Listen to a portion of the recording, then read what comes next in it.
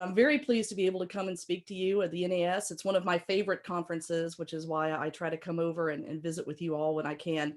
And I'm so grateful for the opportunity to do so virtually through Zoom, as we've all become very accustomed to this crazy year. So what I'm going to tell you about today is the Emanuel Point Shipwrecks. And those of you who were around a few years ago heard Dr. John Bratton, who is my colleague at the University of West Florida, and I spoke to you about the shipwrecks. But so this is a little bit of a recap, but we have some new information to finish up with, which I think you'll find interesting.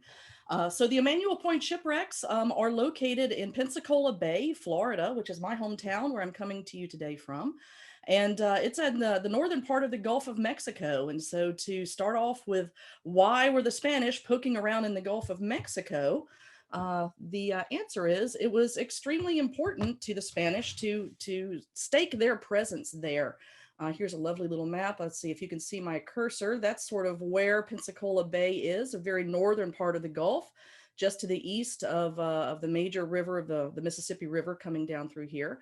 And the Spanish, after they had gotten to the New World, of course, in the late 1400s, began poking around and exploring, and soon realized there was this enormous landmass to their west and to their north, and began some exploration voyages and expeditions, including around the rim of what is today the Gulf of Mexico. It became known as a time as the Spanish Sea, and realized that it was a very important body of water, especially after about 1537, which is when the flotas, the big Spanish fleets, began leaving the New World, ideally about once a year, carrying the riches of the New World back to Spain. Of course, these are quote unquote treasure fleets, and did carry precious metals, gold and silver, from the very rich mines of Central and South America, but also lots of other things, including New World goods like chocolate sassafras, dye woods, and other dye stuffs, a lot of leather goods. It turns out cattle grew really well in the Valley of Mexico, so a lot of leather goods were shipped. And as other nations started sort of poking around and putting their noses in, including the English and the Dutch and the French, the Spanish realized that it was absolutely crucial for them to stake their claim to this large landmass at the north of the Gulf, to sort of stake their claim, keep these other nations from getting too comfortable there, to protect the route of the treasure fleets and be able to offer some assistance to any shipwrecked survivors. In 1554, a major fleet had wrecked down here in what is today the coast of Texas around Padre Island, so it had already become a problem. So in the middle of the 1500s, the viceroy of New Spain, Don Luis de Velasco, was charged with mounting an expedition that would put a settlement in this northern Gulf Coast area. He chose to lead the settlement Don Tristan de Luna y Ariano, Luna we call him, and he had a lot to recommend him. He had been with Coronado in the Southwest. He had already been on an Entrada, an expedition, so he had some experience. He was also married to a wealthy widow, so he had a lot of his own money that he could put into the expedition. And so they began to gather the ships and the people and the supplies that would be needed. And it became what was at the time the best funded, best supplied, best organized Spanish colonization mission that to put a settlement in what is today the United States. So they left Veracruz in New Spain, Mexico, in June of 1559. The voyage started off well, as you see the line of red there, until they got almost to where they were going, just off the coast of what is today Louisiana, and a storm blew them back across the Gulf, almost all the way to the Yucatan Peninsula. They finally got back on course, got back up to the coast of the northern Gulf Coast, and were too far east, realized that, sailed west, missed the pass into Pensacola Bay, and got to where Mobile, Alabama is today. By this time, about half their horses had died. They had about 240 horses. They don't do well on sea voyages, so they actually offloaded the horses and some of the settlers in Mobile and then walked them back east overland to Pensacola, finally arriving in August of 1559. And it was, as I said, it was a really well-funded expedition. There were about 1,500 people total. 500 of them were sailors for the ships, the 11 ships they had with them. And the rest were entire families, men, women, and children who were seeking to start a new life in this new town and new part of the empire. There were African slaves. They also had a company of Aztec Indians along with them to act as like a security force. The warriors were with them. They had what remaining horses, as well as cattle and pigs and either sheep or goats. They had chickens. They had all the tools and supplies and everything that they needed to build a Spanish town on this very much the edge of the empire, carve it out of the wilderness. And there were big plans for a governor's mansion. Luna was going to be the governor, the Adelantado, and plans to lay out the entire city with a church and everything that was needed. Eventually, then the plan was to go even farther north to try to establish a settlement on the eastern seaboard. But unfortunately, those plans did not come to pass because only about a month after they arrived in Pensacola, they were hit with a hurricane much like this one. This is Hurricane Ivan from back in 2004, and this is still a threat, obviously, along the Gulf Coast. We've had quite our share of them this year. The Spanish knew about these violent tropical storms that blew up in the summer and the fall in the Western Hemisphere. Columbus himself on his third voyage had been affected by a hurricane, but they did not have the modern forecasting methods, obviously, that we have. And so they really had no warning that the hurricane was coming. And so when it hit them, it was absolutely devastating. And in fact, after it was all over, Luna wrote a letter back to his boss, the viceroy. And in the letter, he says, "There came up from the north a fierce tempest, which blowing for 24 hours from all directions until the same hours it began, without stopping but increasing continuously, did irreparable damage to the ships of the fleet. There was great loss by many seamen and passengers, both of their lives as well as their property. And all of the ships that were in this port went aground, save only one caravel and 2 barks." So of all their ships, there are 11 ships, nearly all of them were sunk. When they first got there, they offloaded one of the ships and sent it back to Mexico to say, "Yay, we've arrived." So that left 10 vessels in the port. They all went aground, save only this one caravel and 2 barks. Those were smaller ships. So they would have ridden out the storm okay at anchor. It was the big ships, the big galleons and store ships that were so heavily affected. And because they'd only been there a month, they'd really only had chance to partially unload these ships. So they were using the ships sort of as floating storehouses, particularly for their food, because they had not yet had a chance to build enough warehouses on the land. And so when these ships sank, it sort of also sank the chances for success of their colony.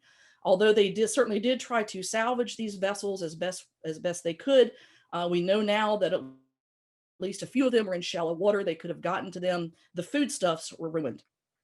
So the Spanish did what they could. Luna wrote back to the viceroy asking for aid, for more supplies to be sent.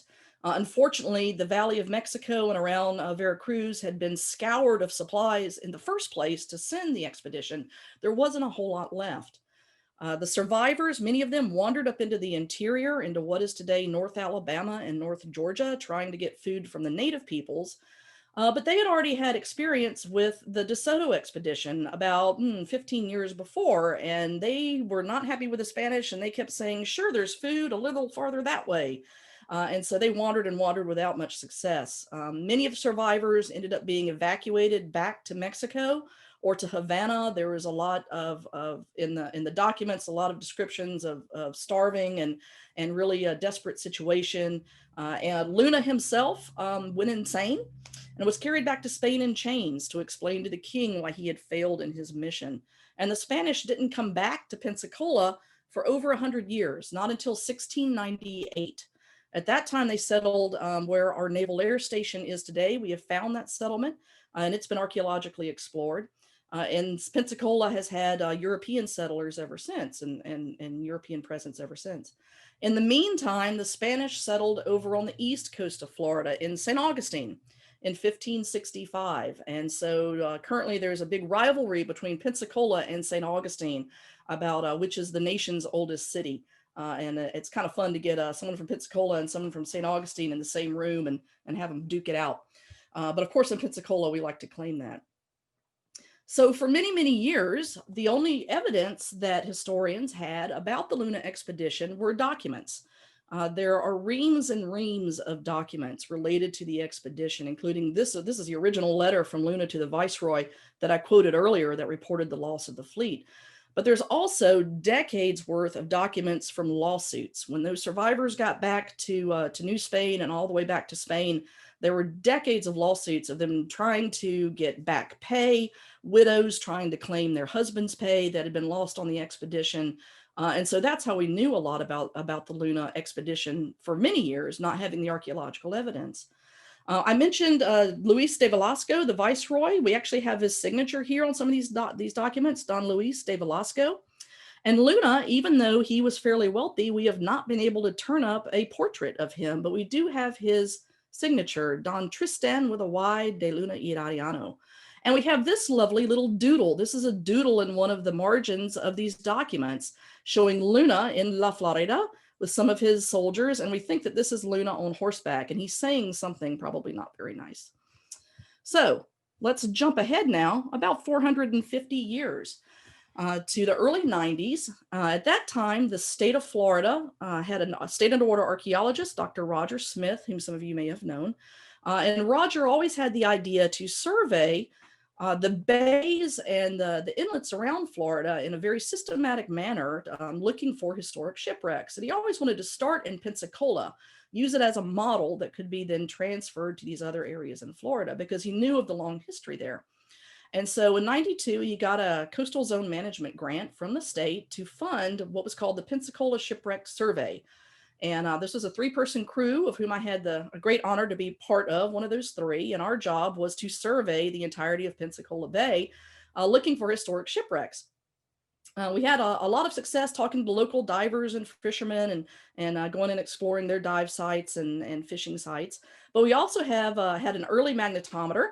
We use this thing around the bay. And I like to joke with my students today, it was about as good as dragging an onion around the bay. But nevertheless, we did find some shipwrecks. And you can see on the left there, the signal when we ran over what became the Emanuel Point ship. Something so big and ferrous on the bottom, it actually caused the mag to default. And so at that point, when we started to see what it was, we realized we were at a very interesting part of the bay that was long suspected to possibly have been near one of the Luna settlement sites. Because at this point, we had no idea where the Luna land site was. It had never been located archaeologically in the early 90s. So this is sort of a close-up of the Pensacola Bay system. Here's Pensacola Pass. You can see it's a very narrow, though it's deep, it's a narrow pass. You can see how they easily missed it when they went too far to the west. But you come into the pass and then you take a hard turn to starboard here. This is Pensacola Naval Air Station. This is where that 1698 settlement is. So they didn't get too far then. But back in 1559, they came all the way into the bay. This is where modern city of Pensacola is. And right off this high point of land, this is called Emanuel Point. This is where we were surveying and discovered this anomaly. And here's a nice aerial. This is one of the bridges across the bay here. And you can see there's a high point of land over here, a large sandbar.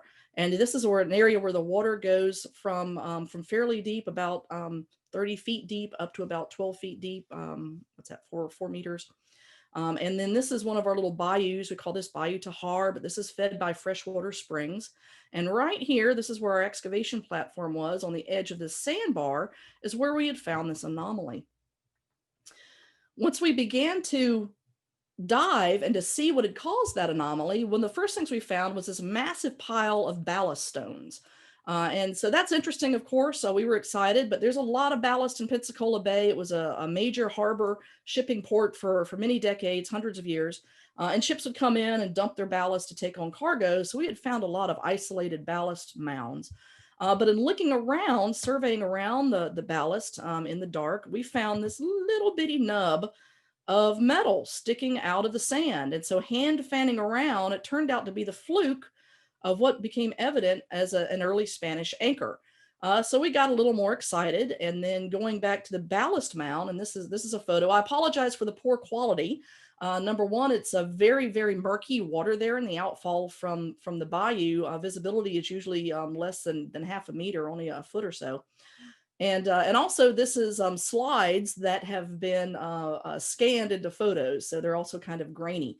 But this massive ballast mound, these huge rocks were covered with layers of oyster shell. So this thing had supported these oysters living and dying on the ballast for generations. And as they had died, their shells had kind of capped the ballast mound, which gave it an extra layer of protection. And there was a lot of sea life around it too, lots of fish and stone crabs and that sort of thing. So we decided we needed to put an excavation unit into the middle of the ballast mound to see if there was wreckage under there. And sure enough, we came down on some wooden shipwreck timbers that, as we uncovered them, became evident of this very early Iberian ship construction. And this is the vessel's keelson here, with a mortise cut out for the main mast step. 2 pump wells, one on either side. This one's unexcavated on this side. These buttressing timbers. Here's a better image of the buttress timbers and the pump well. Very obvious as early Iberian ship construction. And so that's when we got super excited, as you can imagine. We called Roger Smith over from Tallahassee. Those of you who know more Roger, he literally wrote the book on this early Iberian ship construction, of a book called Vanguard of Empire. So he dove on it, and I remember him surfacing from that dive and just being astounded and just saying, we've got it, we've got something early. We didn't want to say yet that it was Luna. We know that there were other early Spanish in Pensacola Bay doing some explorations, but we were very hopeful. And so then we turned from survey of the bay to excavation of this really unusual site, this really unique early site. And so this is a site plan showing the extent of this large ballast mound. Here's that keelson there in the main mast step. And then we decided to put a test trench off to one side to see if we could uncover more of the ship's wreckage. And so we happened to choose the port side. And as we began excavating out, here's a little better close-up. Here's that keelson in the main mast step. Very soon we ran out of wreckage. There is nothing out here. It's absolutely sand, one little piece of rope. But what we did see was the ends of some of the vessel's frames. And in getting under there and photographing them, it became evident that they were shattered, broken, where it looks like this ship got on the edge of the sandbar and just pounded itself into pieces to the point that it just broke apart, and the entire port side of the ship is pretty much gone. So this was another little clue to us that obviously the ship had been very viciously handled by some storm of some kind. Again, another clue to Luna. The artifacts we began uncovering proved to be very interesting as well. Hundreds and hundreds of olive pits from the olives that they would have carried with them for foodstuffs primarily. Beautiful preservation in the mud and the muck in the bottom of the ship, including leather shoe soles that were in such good condition. You could see the stitching around the edges of them and the imprint of people's feet in the leather at the bottom. This wonderful wooden carving of a Spanish galleon, and this was laying just right down on that main mast step right near the pump well. And it's as if someone were whittling it when the ship was being built, and his boss came along and said, hey, you get to work, and he tossed it over in there. But just a wonderful little piece of handheld graffiti art, as well as hundreds of bones from black rats. And everything was preserved beautifully. We've got everything except for the little bitty bones of the toes and the tail. But proved to be the earliest evidence of the black rat in North America. We're very proud of that. We had these analyzed by a rat bone expert. There are such people who told us that these rats were growing up in the hold of the ship, never coming out into the light of day. And so they were suffering from rickets, which is a disease caused by lack of vitamin D that affects the bone structure. There was also evidence of cannibalism and gnawing on the bones.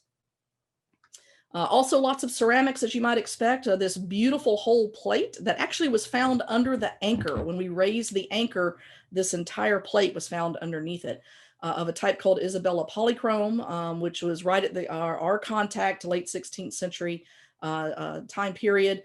Wonderful middle style olive jars. This one was, even though the jar itself was broken, the cork was still in place. With a lot of olive pits underneath it, so it obviously was carrying olives. Lots of metalware as well, including a mortar and pestle, and cooking implements like a big copper cauldron and this big metal jug, probably for use on the ship's stove, so it wouldn't tip over or wouldn't spill. Lots of evidence of armaments, although no guns. We know the ships were coming pretty heavily armed. The settlers were concerned about what kind of reception they were going to get from the local native peoples. And so they had come armed, although probably had salvaged the guns. We've not found any big guns, but stone cannonballs called bolaños, intended to shatter when they hit an enemy ship and shatter into shrapnel. Smaller lead and iron balls, as well as crossbow bolts from the crossbows they would have carried, as well as one piece of a suit of armor. When it came out, this is what it looked like when it was recovered. Pretty much all of the original metal is gone. We could not really clean it up. This is a replica that was made. But we had this analyzed by an expert from the Tower of London, who told us that it was made in Italy about 1510 for an infantryman of larger than average size. So that's pretty specific. But also 1510, that's pretty early, but it shows that they were keeping the good new stuff back in Spain and Europe for the wars there and sending the old crappy stuff to the New World. As well as, and this is one of the primary clues, that this was Luna, this wonderful little piece of ceramic. And this is what it looked like as we first uncovered it, with this molded eye. It's molded in the shape of a human face. Here's the eyebrow and the eye. It's sort of glaring up at us out of the gloom and the mud. But upon cleaning, as well as finding a couple other pieces, including this one with a molded mouth, and there's pointed painted teeth in there, turns out to be a type of ceramic called Aztec 4. And so this is a codice from the mid-16th century showing some of these jugs that were being created by these Aztec potters with human faces and heads. And it was just a type of ceramic they were making. And so probably the Aztecs that were coming with Luna had brought the ceramics that they were familiar with along with them. Later in excavations, we also found more evidence, including obsidian blades. And the obsidian was sourced to the Valley of Mexico. And of all of the Spanish explorations and colonization expeditions into the New World in the 16th century, the only one that had Aztecs along was Luna. Nobody else carried them along. So it was a big clue for us. We also found about 7 pounds of mercury, which we did not immediately tell our Environmental Protection Agency about. But this was back in the stern part of the ship in puddles in between the stern frames. And the Spanish were using mercury in the 16th century for a couple of different purposes. They used it, number one, for the treatment of venereal disease. But this is a lot of mercury. I mean, even for the Spanish, this is a lot of mercury. The other thing that they used mercury for, though, was amalgamation of precious metals. You mix the mercury with the ore that contains gold and silver, and it helps to separate out the precious metals. And so we also know from documents that Luna brought with him a portable forge. So they were hoping to find mines of precious metal here on the northern Gulf Coast, just like they had found in Mexico and South America. And they didn't, of course, we don't have that here, but they apparently were coming well prepared. And then we found these two little things. There's nothing on the back side of them. The back side is flat. But this is where comparisons to other 16th century finds from other shipwrecks proved super useful. Those of you in Portsmouth may recognize this little thing from Mary Rose. This was found on Henry VIII's flagship, and it proved to be a scale weight, which helped us to identify these little tokens as scale weights as well. And one coin, of course, here in Florida, we get lots of questions about, oh, have you found any treasure? Which drives me bananas. But on the Luna ships, of course, these were not treasure ships. This was a colonization fleet. But we did find this one coin, and it split apart during conservation, but that allowed us to see the design on the inside. Turns out it's a coin called a blanca, which is minted in Spain between 1471 and 1474, and it's an alloy of copper and silver. Of course, when I give this lecture here, I always ask people in the audience, so when did Columbus get to the New World? And they always have to sing the little 1492, Columbus sailed the ocean blue. And then it kind of hits them. So what is a coin from before the time of Columbus doing in a shipwreck in Pensacola Bay? And the answer is, as you all are probably well aware in the field of archaeology, we don't know. Probably it was lost in the ship very early in its career and worked its way down into the ballast and in the hold of the ship. And then we found it all these many years later. There's other evidence that this ship, the Emanuel Point 1 ship, was elderly. Lots of evidence of repair and replacing of parts and structures around especially around the stern. So probably the ship was pretty old as one of the ones that Velasco was able to find to go along with Luna. So we did not find anything. We used to joke about finding a plank with Luna was here carved into it. And of course, we didn't find that. So we worked up an old school seriation chart with all of these artifacts as well as others and their known time periods for when they were in use. Of course, in the New World, the cutoff for most of them is 1492. But where they all overlapped proved to be very early in the 1550s. So exactly the time when the Luna expedition was getting going, when all of the supplies and materials were being collected. So at this point, we were very comfortable in saying that we're pretty certain that this was one of Luna's ships. And so excavations continued at EP1 for the next couple of years. This is the one you've seen earlier with the midships area. First we went to the stern of the ship. The stern structure and the ship's rudder was found. Later on, the University of West Florida took over excavations and focused on the bow. Here's that anchor that we first found. And so after 1998, funding was running out, but also there are a whole lot of artifacts in the lab. And so time to turn attention to analysis and conservation and curation, as well as writing up what we had found so far. So that's what occupied us for quite a few years, although the University of West Florida, in the meantime, their maritime archaeology program got off to a roaring start. And they always wanted to find, everybody wanted to find more of Luna ships. We knew they were out there somewhere. And in 2006, University of West Florida did find a second vessel, which we imaginatively named EP2. Here's Emanuel Point 1. It was only about 400 meters away from the first one, so very close. And still off that high point of land, and here's the outfall of that little bayou. Proved to be a smaller vessel, excavated over the course of a couple of years by the University of West Florida. Here's the magnetometer they used, much newer technology. And you can actually see the nice kind of ship shape of the target that they found there. There's a lot of the same kinds of artifacts, same sort of olive jars. This one has a coating on the interior called Pez, which was a resin coating to help waterproof it.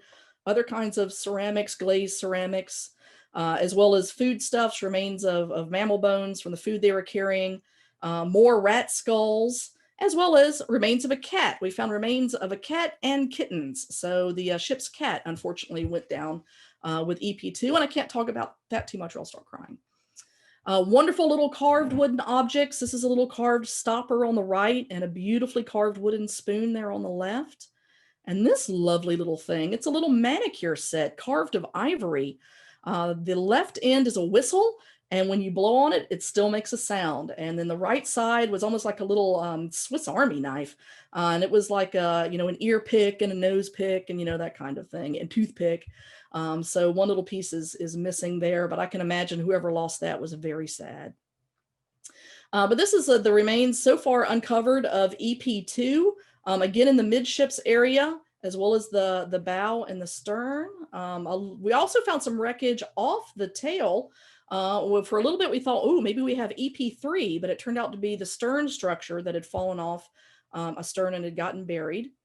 The midline of the vessel here, and so this is outlined. So a little bit smaller than EP1, but still pretty interesting stuff.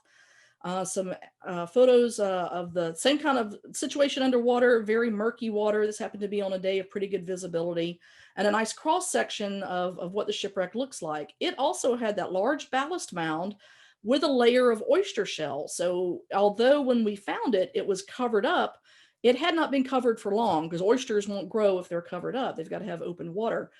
In 2004, Hurricane Ivan hit Pensacola. That was a photograph of the hurricane I showed you earlier. And so this may have been covered over, buried completely as recently as Hurricane Ivan, just 2 years before it was discovered. But fortunately, the magnetometer was able to locate that anomaly. Now, what you haven't heard yet from the last time I spoke to you is in 2016, we found a third vessel. Guess what we called it? Emanuel Point 3. And it was inshore a bit from the first two, quite a small vessel. And the University of West Florida, again, has been focusing on it. We didn't get a chance to get out this past summer. Of course, COVID stopped all of the field schools, unfortunately.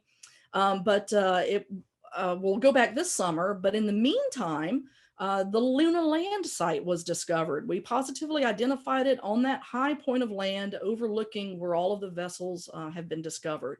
So that sort of helped us to be pretty sure that where these vessels are was the anchorage for what was the land site. And these are some of the artifacts they've been finding on land, including another scale weight, a piece of chainmail, some lovely glass trade beads, of course, lots of ceramics, lots of foodstuffs. So even though it was a very ephemeral, there had not been people there for very long, we were able to identify it. And currently it's in a neighborhood. It's been very built up over the years, but not industrial construction. And the neighbors have been very gracious in allowing the university to come and dig up their backyards and help us to identify this site on land and its extent. So here's a nice little map. This is a 1940s aerial. Here's EP 1, 2, 3. You see 3 is a little bit inshore, a smaller vessel. It got blown further inshore in that hurricane. This point of land, Emanuel Point, and you can see all the crisscross roads of neighborhoods in there. And this is where that land site is. And it extends all the way back up through here, so far that we know, along the shores of this bayou. And there are several freshwater springs that feed into the bayou. But what's really interesting is this appears to be the remains of a relic channel that probably led into the bayou at one point. So it provided some opportunity for deep water to get close to shore, which would have been made it easy for the colonists to unload those vessels. So they're right there where we thought that they should be. So here's a little summary of the fleet put together by Dr. John Worth, one of our archaeologists, one of our land guys at University of West Florida, showing most of the ships, 9 of the 11. We don't know the names of 2 of the very small ships, the barks.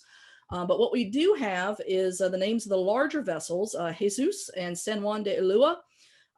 We believe that EP1 is one of these. EP2 is probably San Andres, and then EP3 is probably one of these smaller guys here. We don't know which one.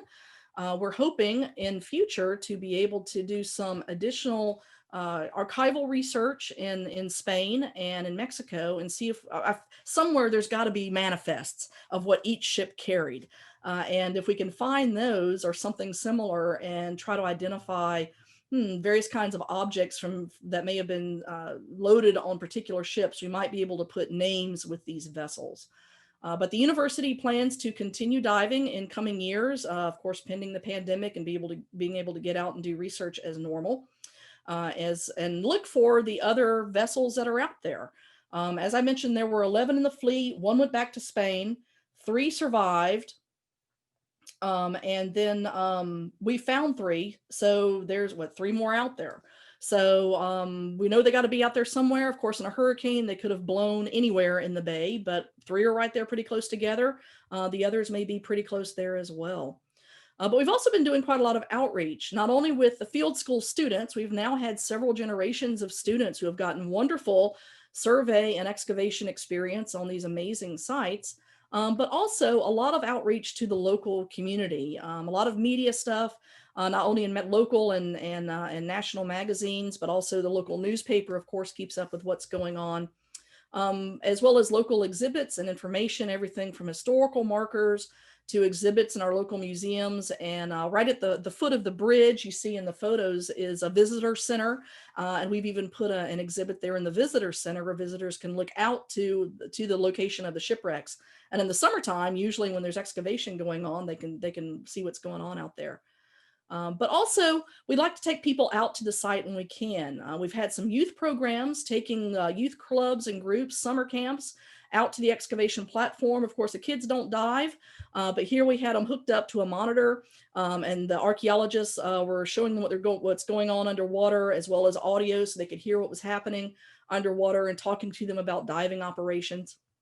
And that's proven to be super popular around the town, as well as taking the kids into museums, as well as a laboratory, so they can actually handle some of the stuff and help us with some of the conservation. We've also started a program we like to call Dive into the Past, public archaeological shipwreck tours. We do this on several historic shipwrecks around the state, but in Pensacola, there's a lot of interest from the local diving community.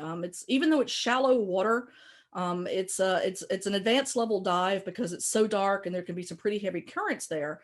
So we take advanced level divers and we do a little presentation. First off, you see Dr. John Bratton there at the top talking about the history of the Luna expedition and the shipwrecks, and then take them out to the site, to the excavation barge, where we let them gear up and get in the water with the archaeologists and work alongside them, helping with some excavation, as well as back on the barge, helping with picking through some of the dredge spoil and the topside operations as well. So that's proven to be super popular at EP2 so far. Now that we have found EP3, which is in really shallow water, it's only 1.5 meters, maybe 2 meters deep. And it's in a white sand, clear water, so it's really nice. And so we were thinking that may be a good place to actually take some of those youth kids youth groups out and let them maybe even do some snorkeling and let them get their faces in the water and see that site. So we're very excited for some outreach opportunities when we can get back out on those sites, hopefully this coming summer. And just to finish up, I would like to point out that we did get the first Emanuel Point book published. Dr. Smith, Roger Smith, who unfortunately passed away earlier this year in February, yet another blow from 2020.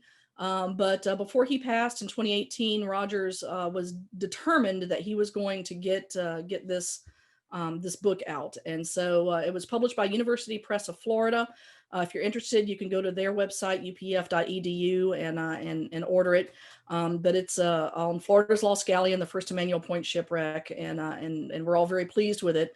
And Roger was super proud to be able to get that out. And I'll just point out that none of this would have happened without Roger's leadership and his vision from the very beginning of wanting to survey Pensacola Bay and find these shipwrecks. And he was so pleased that we were able to do that. Thank you very much, Mark, and thank you to everyone. It's been lovely to come to you from Florida. Hopefully next year we can meet in person, and I would love that. Thank you, everyone.